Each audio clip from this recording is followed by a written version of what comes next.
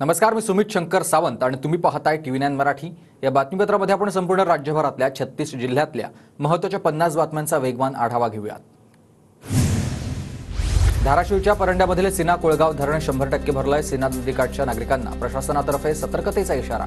Paranda तालुक्यामधील 8700 hectare क्षेत्र प्रकल्पावर अवलंबून आहे। वारा पावसामुळे अरबी समुद्रामधून मच्छीमार बोटी माघारी। उत्तनमधील मच्छीमार माघारी आल्यानं मच्छीमारांचं मोठं नुकसान। भुसावळच्या हतनूर धरणाचे 4 दरवाजे पूर्ण क्षमतेने उघडले। धरणामधून सध्या 47,393 क्युसेकनं पाण्याचा विसर्ग। बेळगावच्या चाळीसगाव तालुक्यातील मन्याड धरण ओव्हरफ्लो। शेतकऱ्यांकडून धरणाच्या सांडव्यातून श्रीफळ अर्पण करून आनंद साजरा। अहमदनगरच्या कोपरगावमध्ये अतिवृष्टीमुळे उभं पीक पाण्याखाली गेल्यानं शेतकऱ्याचं मोठं नुकसान। शेतकऱ्याचा हातातोंडाशी आलेला घास हिरावलाय। शासनाने पंचनामे करून नुकसान भरपाई द्यावी, शेतकऱ्यांची मागणी। नाशिकच्या लासलगावमध्ये परतीच्या पावसामुळे शेती पिकांना फटका। शेतात पावसाचं पाणी साचत असल्यानं पीक खराब होण्याची भीती, तर तातडीनं शेती नुकसानीचे पंचनामे करण्याची शेतकऱ्यांची मागणी। अकोला जिल्ह्यात अतिवृष्टीचा 57,000 हेक्टरवरील पिकांना फटका। 57,319 शेतकऱ्यांचं नुकसान। धुळे जिल्ह्याच्या प्रकल्पांमध्ये 91% जलसाठा। 9 मध्यम प्रकल्पांमध्ये 100% जलसाठा। गेल्या वर्षाच्या तुलनेत यंदा 40% जलसाठा। वाशिमच्या मालेगावमध्ये पर्जन्यमापक यंत्र नादुरुस्त असल्यानं अतिवृष्टीची नोंद घेतली नाही। शेतकऱ्यांचे आता पिकांचे पंचनामे रखडलेले आहेत। धाराशिवमध्ये मुख्यमंत्री एकनाथ शिंदेंचे मराठा सरदार म्हणून बॅनर। छत्रपती शिवाजी महाराज चौक आणि प्रशासकीय इमारतीसमोर बॅनरबाजी। राजगड सहकारी साखर कारखान्याला अडचणीत आणणाऱ्यांचा बंदोबस्त करणं गरजेचं। काँग्रेस आमदार संग्राम थोपटेंचा उपमुख्यमंत्री अजित पवारांवर नाव न घेता टीका। माढा विधानसभेसाठी महाविकास आघाडीकडून शिवतेजसिंह मोहिते पाटील इच्छुक। शिवतेजसिंह माजी उपमुख्यमंत्री विजयसिंह मोहिते पाटलांचे पुतणे आहेत। मोहिते कुटुंबाचं मात्र याबाबत मौन आहे। रत्नागिरीतील विधानसभेच्या 3 जागांसाठी काँग्रेस आग्रही। रत्नागिरी, राजापूर आणि चिपळूण विधानसभेच्या जागेची जिल्हा प्रभारी दौऱ्यामध्ये मागणी। भीमा पाटस सहकारी साखर कारखान्याच्या वार्षिक सभेत गोंधळ। कामगारांचा थकीत पगार न देता कारखाना निराली ग्रुपला चालवायला दिल्यामुळे गोंधळ। लातूरमधील रेणा साखर कारखान्यामध्ये सौर ऊर्जा प्रकल्प सुरू। कारखान्याच्या 22व्या सर्वसाधारण सभेत सौर ऊर्जा प्रकल्पाचं उद्घाटन। सांगोल्याचे आमदार शहाजी बापू पाटलांकडून यलमार भवन बांधण्यासाठी 1 कोटीचा निधी। यलमार समाजानं सांगोला ते यलमार मांगेवाडी या गावापर्यंत बापूंना पदवीत बसवून काढली आहे मिरवणूक। मिरवणुकीदरम्यान जेसीबीनं फुलांचा वर्षाव।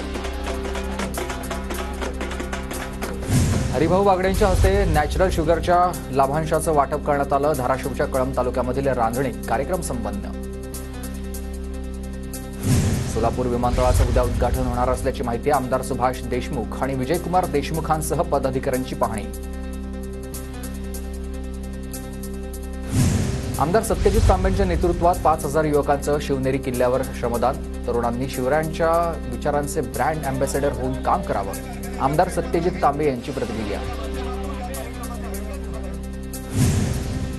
परभणीत मराठा समन्वयक सुभाष जावळे यांच्या उपोषणाचा आजचा 4था दिवस। ईडब्ल्यूएस बहाल करण्याच्या मागणीसाठी उपोषण। सोमवारी 6व्या दिवसापासून पाण्याचा अन्नत्याग आणि पाण्याचा त्याग करणार।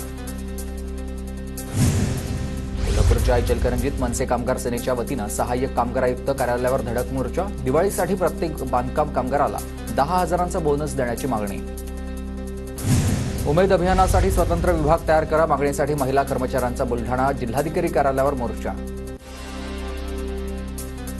यवतमाळच्या बाभुळ गावात महाविकास आघाडीचा जनाक्रोश मोर्चा। शेतकरी, शेतमजूर, युवक, घरकुल लाभार्थ्यांच्या प्रश्नांसाठी मोर्चा। बुलढाण्यातील चिखली ग्रामीण रुग्णालयाच्या वैद्यकीय कक्षात ठाकरे गटाचा ठिय्या। शवविच्छेदनासाठी नातेवाईकांकडून पैसे घेत असल्याचा आरोप। अहमदपूर अहमदनगर राष्ट्रीय महामार्गावर शेतकऱ्यांच्या विविध मागण्यांसाठी चक्काजाम आंदोलन। अतिवृष्टीनं नुकसानग्रस्त शेतकऱ्यांना सरसकट आर्थिक मदत देण्याची मागणी। सोलापूरच्या माढ्यातील सहाय्यक निबंधक कार्यालयासमोर शेतकरी कुटुंबाचं जनावरांसह उपोषण। चांदसगावच्या विविध सेवा सहकारी सोसायटीत सभासद म्हणून घेण्याच्या मागणीसाठी उपोषण। देवगडमध्ये युवतीची छेड काढणाऱ्या आरोपींना 15 दिवसांची न्यायालयीन कोठडी। 24 तारखेला घडली होती घटना। खाजगी शिकवणी वर्गातील शिक्षकाचा अल्पवयीन विद्यार्थिनीवर अत्याचार। पोलिसांनी केली आहे शिक्षकाला अटक। जळगाव जामोद येथील घटना। दूषित पाण्यामुळे नांदेडच्या नेरली गावामधील 300 जणांना जुलाब आणि उलट्यांचा त्रास. ग्रामपंचायतीद्वारे पाणीपुरवठा केल्या जाणाऱ्या नळाला दूषित पाणी येत आहे. चौकशी करून दोषींवर कारवाई करण्यात येईल. आमदार बालाजी कल्याणकर यांची माहिती. छत्रपती संभाजीनगरमध्ये फेर करण्यासाठी आता 90,000ची लाच घेताना तलाठी आणि एजंट अटकेत. सातारा परिसरामधील कामासाठी मागितले होते 1,20,000 रुपये. चंद्रपूर जिल्हा परिषदेच्या शिक्षण विभागावर लाचलुचपत प्रतिबंधक विभागाची धाड. 2 विस्तार अधिकाऱ्यांसह एका निवृत्त सहाय्यकाला घेतलंय ताब्यात. टायपिंग संस्थेला मान्यता देण्यासाठी मागितली होती लाच. नांदेडचे प्राध्यापक डॉक्टर किरण शिल्लेवार यांना माशांच्या रक्तगट HB पांढऱ्या पेशांच्या शोधासाठी मिळालंय पेटंट. प्राध्यापक किरण शिल्लेवार यांचं सर्वत्र कौतुक.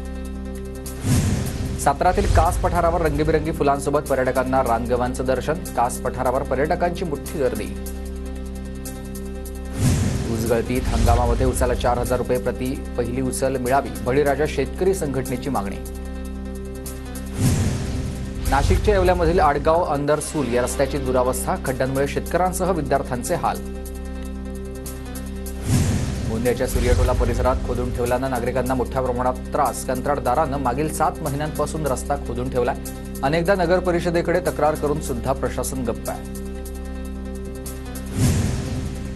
वाशिमच्या मानोरा तालुक्यामधील नवनिर्मित भुली ते फुल उमरी या रस्त्याच्या मधोमध उगवलं आता पळसाचं झाड आणि पंतप्रधान ग्राम सडक योजनेतून या रस्त्याचं काम करण्यात आलेलं होतं.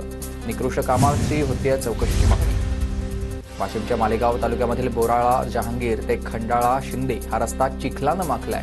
रस्त्यावर अनेक अपघात होत आहेत.